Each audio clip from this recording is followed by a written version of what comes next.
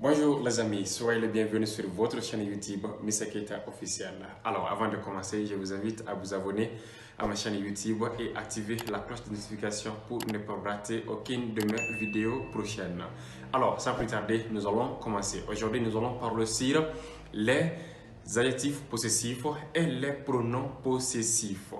Alors sans plus tarder, essayons juste de le découvrir ensemble dans cet adjectif possessif en anglais désigne indéterminat ayant pour fonction d'exprimer l'appartenance ou une relation de possession entre un nom et une personne, un animal ou une chose.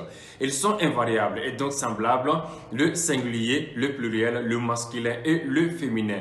Ils ne s'accordent pas l'objet possédé mais avec le possesseur. Dans la langue anglaise, lorsque l'on parle d'adjectif possessif, il n'y a aucune notion de singulier, pluriel, masculin ou féminin. Le seul mot my remplace par exemple les mots français mon, ma et mes. Là où il faut faire le plus attention, c'est à la troisième personne du singulier. En effet, le choix entre his, her et its se fait en fonction du possesseur. La règle générale est différente de celle d'appliquer dans la langue française.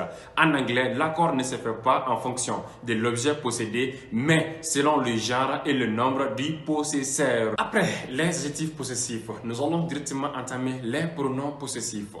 Les pronoms possessifs sont des mots employés pour décrire une possession. Ils sont utiles lorsque l'on veut répondre à la question à qui cela appartient. Ils remplacent un nom procédé d'un adjectif possessif. Alors, liste des pronoms possessifs en anglais. Mine, qui signifie le mien, la mienne, les miens et les miennes. Yours, qui signifie le tien, la tienne, les tiens et les tiennes. His, hers et its signifie les tiens, le sien, la sienne, les siens et les siennes. Ours signifie la nôtre, le nôtre, les nôtres. Yours signifie la vôtre, le vôtre et les vôtres. Theirs signifie le leur, la leur, les leurs. Donc, les pronoms possessifs en anglais sont mine, yours, his, hers, its, ours, yours et theirs. Après avoir défini les pronoms possessifs, nous allons donner quelques exemples. Notre premier exemple est This book is mine, not yours. This book is mine, not yours. Ce livre est à moi, ce n'est pas le tien. Ce livre est à moi, ce n'est pas le tien. Alors, notre deuxième exemple, Sekindao can play guitar.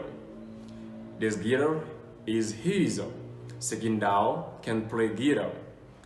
This guitar is his. Donc, Sekindao sait jouer de la guitare. Cette guitare est la sienne. Sekindao sait jouer de la guitare.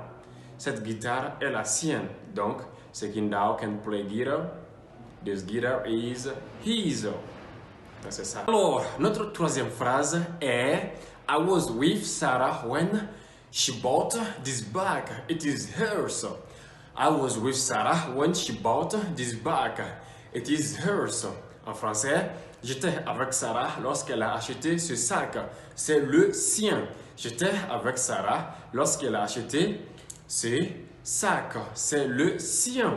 Alors, notre quatrième phrase est King Sarah is my wife. She is mine. She's not for Van. King Sarah is my wife. She is mine. She's not for Van. King Sarah est ma femme. Elle est la mienne. Elle n'est pas pour Van. King Sarah is my wife. She is mine. She's not for Van. King Sarah est ma femme. Elle est la mienne. Elle n'est pas pour Van. Si la vidéo vous a plu, je vous invite à vous abonner à ma chaîne YouTube Mr Keita officiel pour ne pas rater les prochaines vidéos. Merci infiniment. On est ensemble.